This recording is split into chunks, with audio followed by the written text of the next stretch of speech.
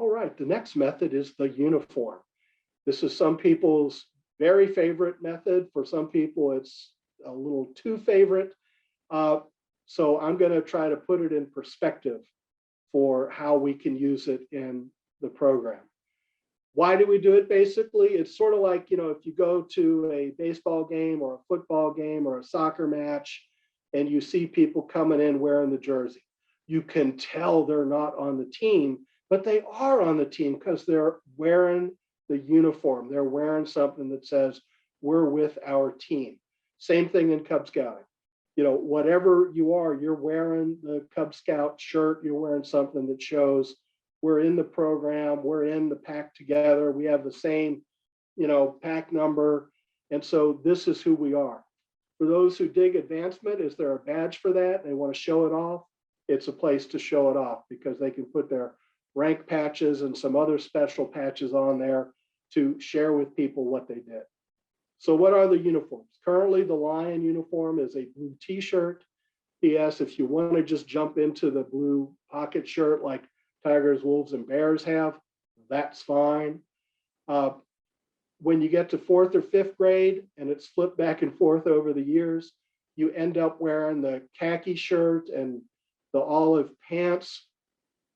And some years it's been announced that you should switch at the beginning of the 4th grade year. Some years they say switch at the beginning of the 5th grade year. Our rule of thumb is when you grow out of the blue shirt, get the khaki shirt, or if you all want to switch at the same time, work together so that you don't have, one kid wearing the blue shirt and feeling, out of sorts.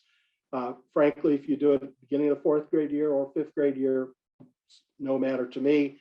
The main goal is that you want the shirt to be able to be worn into the troop year as they finish up their 5th grade year and go into 6th grade year. They have a uniform that they can wear as a member of the troop. For adults, I will share a story that when I became a den leader, everybody, in the room heard the speech that we're going to need a den leader to have Cub Scouting, and every parent put their hands under their upper thighs because they knew they were going to ask, raise your hand if you want to be a den leader. Nobody wanted their hand to rise up. And my dear friend Craig grabbed my hand, pulled it up in the air and said, Bert will do it. Bert will be a den leader. And so I said, okay, I'll do it. This is January. It's a commitment through the end of April. So I can do a few months of this. And then Craig, he pointed to the tiger shirt that they had on display, which at that time was this orange shirt that leaders wore and the scouts in what was called the Tiger Cub program wore. And he said, you're gonna have to wear the shirt. And I said, Craig, I'm not wearing the shirt. I'll be the den leader, but I'm not wearing that silly shirt.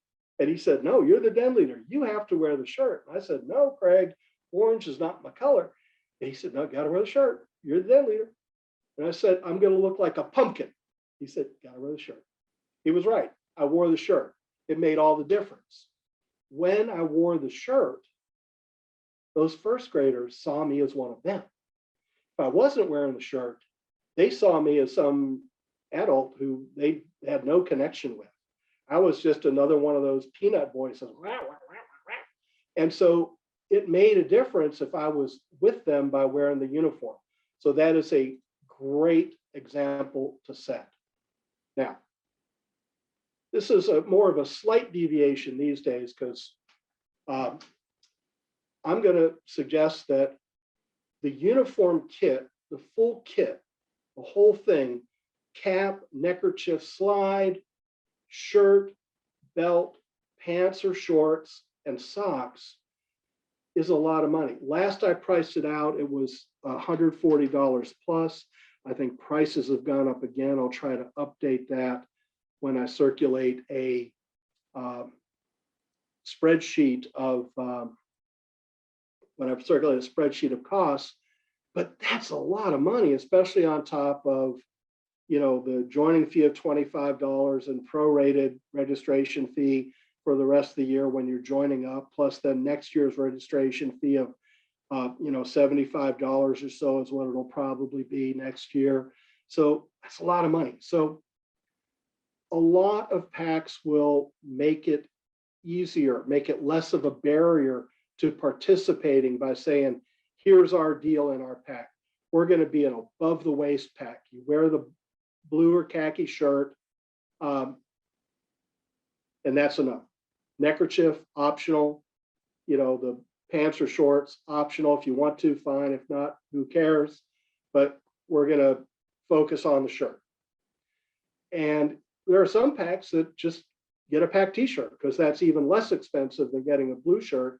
And then everybody's wearing the same color shirt with the same, hopefully logo for their pack. And you know what? That's okay too. Because we don't want somebody to have that sticker shock of paying the registration fee and then seeing that they got to pay over $100 to get kitted out and everything. So do your best, be kind, and don't freak out about not having everybody have full uniform. Now, there are ways to move in that direction. And so, one way to do that is to wear it. Maybe kids are going to like it as the year goes on. They might buy more stuff. We found most of our kids who would end up buying the shorts to go with the shirt would do it because they were going to go to summer camp and wanted to look good there. We would also find that you can be successful by having uniform closets where you collect uniform bits and pass them down. So if somebody advances from Bear to Weeblos, gets the khaki shirt, they could donate their blue shirt for somebody coming along behind them.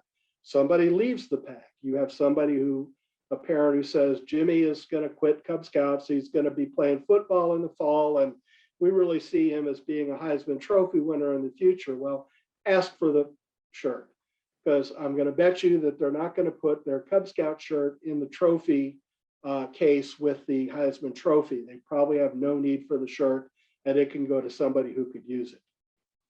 Other tips on wearing the uniform. Here's sort of a conduct item that applies across the board in everything that Scouts do.